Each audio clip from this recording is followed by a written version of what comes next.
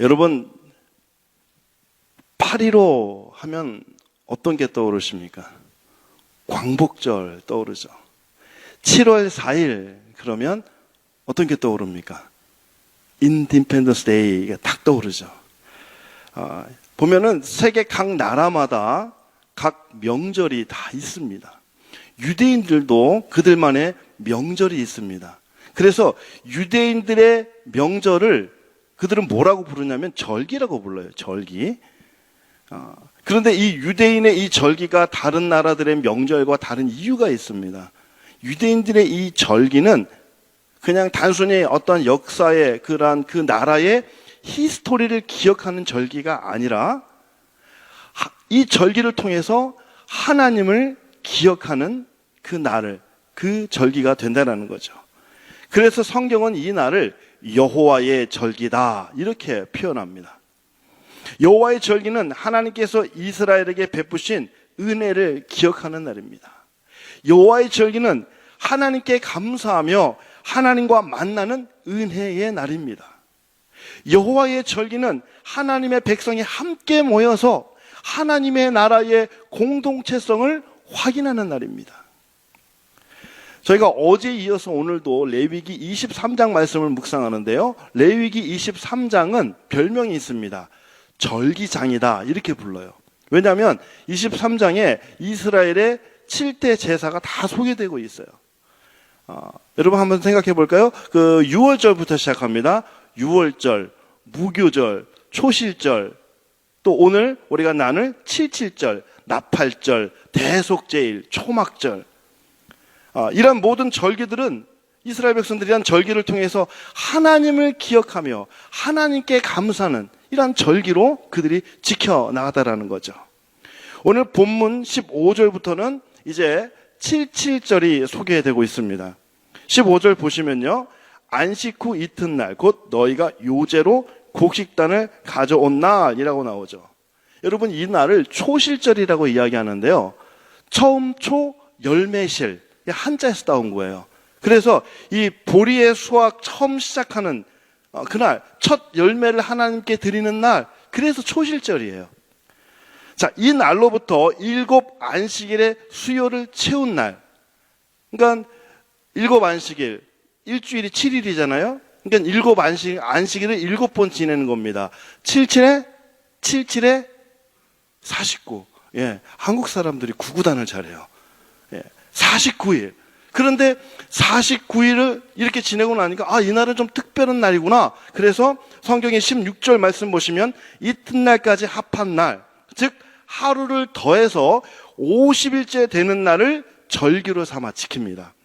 그래서 바로 이 날이 77절인데 초실절 이후에 50일이 지났다 그래서 오순절이라고도 이야기를 합니다. 그리고 이제 초실절은 봄에 수확이 시작되는 날인데 이제 이 77절은 봄에 수확이 끝나는 날이에요. 미래 수확이 끝나는 날. 그래서 맥추절이라고도 불러요. 그러니까 77절, 오순절, 맥추절 다 같은 말이에요. 다 같은 절기를 다르게 표현한 겁니다. 자, 77절은 다른 절기와 다른 특징이 좀 있는데요. 자, 본문 17절 보시면 떡 2개를 가지고 와서 흔들라고 이야기를 합니다. 떡 2개를 가지고 와서. 여러분 당시 유대인들은요, 자신들만이 하나님께 택함 받은 사람들이다. 자기 민족만이, 자신들만이 하나님의 구원의 은혜를 누릴 수 있는 사람들이다 라고 생각을 했습니다. 이것을 4글자로 뭐라 그러냐면 선민사상 이렇게 불러요. 여러분 하나님은 아브라함을 믿음의 샘플로 삼으셨듯이 이스라엘 백성을 구원의 샘플로 삼으셨습니다. 이스라엘 백성만 구원하시겠다라고 말씀하시지 않았어요. 그래서 여러분 하나님은 이방인들에게도 구원이 있다라는 것을 이 77절이 드려지는 떡을 통해서 시청과 교육을 하시는 거예요. 여러분 떡 2개를 가져다가 흔들잖아요. 안에 넣어놓고 막 흔들어요. 그러면 어때요? 떡이 섞여요. 떡이 하나가 되는 겁니다. 다시 말해서 하나님의 구원은 유대인에게만 임하는 것이 아니라 이방인에게도 하나님의 구원이 있음을 말씀해 주는 거예요.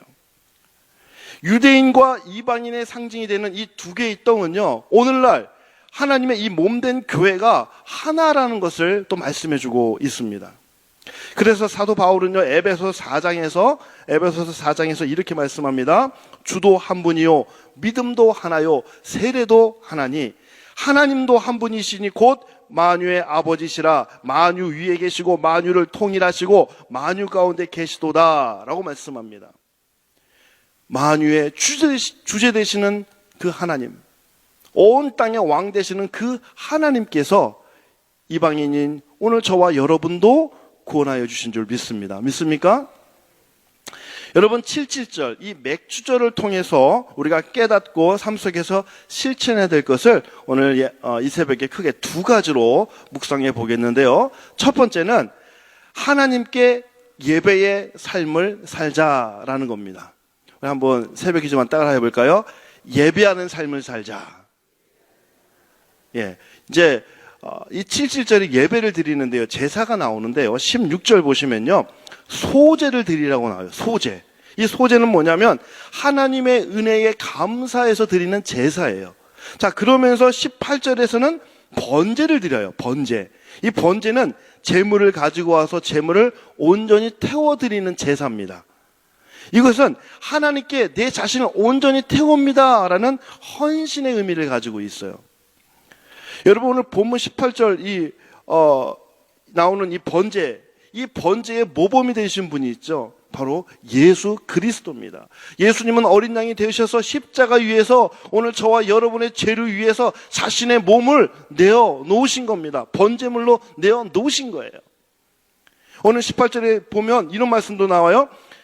이 번제는 여호와께 향기로운 냄새를 낸다라고 나옵니다. 여기서 향기롭다라는 말은 히브리어 원어를 보면은 즐거운, 기쁨이란 뜻을 가지고 있대요. 다시 말해서 하나님께서는 이 번제를 기뻐 받으신다라는 거예요. 하나님께 온전히 드리는 이 번제, 하나님께 온전히 드리는 이 예배를 하나님이 기뻐 받으십니다. 오늘 이 새벽에 드리는 여러분의 이 예배, 하나님께서 기뻐 받으신다라는 겁니다. 19절 보시면 속죄제를 또 드립니다. 속죄제. 이 속죄제는 회개함으로 죄사함을 얻는 제사예요. 그래서 이 속죄를 정말 하나님 앞에 설 때는 우리가 속죄제를 통해서 정결한 모습으로 서야 된다는 거예요. 하나님은 거룩한 분이시기 때문에 우리는 하나님 앞에 거룩한 모습으로 서야 되는 존재들입니다. 자, 그러면서 19절 하반절 보시면 이번에는 화목제를 드립니다. 화목제는 하나님과 화목을 이루기 위해서 드리는 제사예요. 예수님은 하나님과 원수된 우리를 화목케 하기 위해서 스스로 화목 제물이 되어주셨습니다. 자, 이제 마지막 20절 보시면요, 요제를 드려라 이렇게 나옵니다. 요제. 이 요제는 흔들다라는 뜻을 가지고 있어요. 흔들다. 이 요제를 드릴 때는 제물을 높이 들어서 흔들어요. 이렇게. 왜 이런 행위를 하냐면, 이 어떤 의미를 가지고 있냐면, 제물을 높이 들어서 흔든다라는 것은 내가 하나님께 이 모든 예배를 하나님께 드립니다. 이 모든 풍성한 것, 이 은혜 하나님께 감사합니다라는 의미를 가지고 있어요. 맥주절 7.7절, 이 제물을 드리는 이 요제를 통해서 풍성한 열매를 주신 하나님, 풍성한 은혜를 주신 하나님께 감사합니다. 이 모든 것을 거두게 하신 것 다 하나님의 은혜입니다. 이 모든 것이 하나님께서 주셔서 이룰 수 있었습니다. 모든 것이 주의 은혜입니다 라는 감사의 표현, 믿음의 고백이 바로 요제를 통해서 드려지는 겁니다. 지금 말씀드린 이 소제, 번제, 속죄제, 화목제, 요제, 이 많은 제사를 하루에 다 드립니다. 하루에. 21절 말씀 우리 함께 읽겠습니다. 21절 시작. 이날에 너희는 너희 중에 성회를 공포하고 어떤 노동도 하지 말지니 이는 너희가 그 거주하는 각처에서 대대로 지킬 영원한 규례니라. 여러분, 7.7절은 여호와의 성회, 거룩한 날이에요. 이 날은 어떤 노동도 하지 말라고 말합니다. 무슨 말이에요? 안식하라는 거예요. 안식. 이 날은 하루 종일 푹 아무것도 하지 말고 푹 쉬어라 이 말이 아니라 하루 종일 제사를 드리며 하나님 앞에 예배하며 안식하라는 겁니다. 여러분, 단순히 일하지 않는 것, 그냥 아무것도 안 하고 쉬는 것, 이게 안식이라고 말하지 않습니다. 여러분, 우리가 주일을 어떤 마음으로 지켜야 될까요? 그냥 예배 한번 드리고 예배 한번 보고 집에 가서 하루 종일 푹 쉬면 그게 주일을 거룩하게 지키는 걸까요? 그냥 단순히 쉬는 것을 성경은 안식이라고 말하지 않습니다. 주일은 전심으로 예배하고 마음과 생각을 주님께 집중시키고 다른 어떤 날보다도 주님과의 깊은 만남을 갖는 날, 바로 그날이 주일입니다. 여러분, 우리의 삶에 있어서의 진정한 안식은 어떻게 우리가 누릴 수 있을까요? 삶 속에서 우리가 안식을 누리려면 하나님과 화목해야 합니다. 삶 속에서 안식을 누리려면 날마다 거룩하고 정결한 모습으로 하나님 앞에 나가야 됩니다. 삶 속에서 안식을 누리려면 우리는 예배하는 삶을 살아야 됩니다. 다시 말해서 우리의 삶이 예배가 되어져야 된다는 거죠. 그래야 우리는 하나님이 주시는 안식의 은혜를 누릴 수 있는 겁니다. 두 번째, 7.7절을 통해서 우리가 깨닫고 삶 속에서 실천해야 될 것, 그것은 바로 이웃을 향한 사랑의 실천입니다. 22절 말씀 보시면 하나님이 또 특별한 지시를 내리세요. 특별 지시. 뭐냐면 22절 제가 읽어드리겠습니다. 너희 땅의 곡물을 벨 때에 밭 모퉁이까지 다 베지 말며 떨어진 것을 줍지 말고 그것을 가난한 자와 거류민을 위하여 남겨두라. 나는 너희 하나님 여호와니라. 이 곡식을 베는데 아주 그냥 바닥까지 밑둥까지 팍 자르지 말라는 거예요. 완전히 자르지 말라는 겁니다. 또 땅에 떨어진 곡식은 줍지 말아라. 그냥 내비둬라. 놔둬라. 이렇게 말씀합니다. 누구를 위해서요? 가난한 자와 거류민을 위해서. 신명기 16장 11절 말씀 보면 너와 내 자녀와 노비와 내 성중에 있는 레위인과 및 너희 중에 있는 객과 고아와 과부가 함께 내 하나님 여호와께서 자기 이름을 두시려고 택하신 곳에서 내 하나님 여호와 앞에서 즐거워할지니라. 여러분, 이 가난한 자의 대표는 객과 과부와 고아. 이 구약시대는 요즘도 마찬가지지만 가장 연약하고 또 가난한 사람의 대표적인 의미로 사용되고 있죠. 하나님은 하나님께 받은 은혜를 혼자 누리는 것을 누리며 기뻐하지 말라고 말합니다. 가난한 자들과 함께 나누며 함께 기뻐하라고 말씀합니다. 잠언 14장 31절에서는 이렇게 말씀합니다. 가난한 사람들을 학대하는 자는 그를 지으신 이를 멸시하는 자요, 궁핍한 사람을 불쌍히 여기는 자는 주를 공경하는 자니라. 잠언에서 이렇게 말씀하세요. 최근에 제가 저희 교회 성도님들 두 가정을 보면서 참 은혜를 많이 받았는데요. 한 가정은 그렇게 생활이 넉넉하지 못한 그런 가정입니다. 그런데도 매달 수입의 일부를 따로 떼어서 1년 동안 모아서 1년째 되는 날에는 주변에 가난한 자 혹은 돌봄이 필요한 분들에게 그 물질을 전하는 모습을 제가 보았습니다. 또 한 성도님은 하나님께서 저에게 많은 물질의 복을 주셨는데 주님이 주신 이 물질의 복은 나 혼자로 쓰라고 준 것이 아닙니다. 하나님께서 나누라고 주셨습니다. 그래서 그분은 또 주변 이웃들과 나누는 것을 제가 보았습니다. 여러분, 풍성한 곡식을 거두어 드릴 수 있는 것이 하나님의 은혜입니다 라는 것을 아는 사람이라면 하나님의 은혜를 나눌 줄 아는 사람이 되어야 됩니다. 하나님께 받은 은혜와 사랑을 흘러내보낼 줄 아는 사람이 하나님의 은혜에 감사할 줄 아는 사람이요, 하나님을 온전히 믿는 사람이요, 하나님을 온전히 섬기는 사람이라는 거예요. 7.7절, 이 맥주절, 이란 이웃사랑은 그냥 단순히 어떤 베품, 나눔으로 끝나지 않습니다. 그런 의미로 끝나지 않습니다. 이날의 이 7.7절의 의미는 뭐냐면 이 구원의 은혜에도 담겨 있어요. 이 구원의 은혜, 생명의 은혜, 이 생명의 복음을 나누는 날이 7.7절, 곧 오순절이라는 거예요.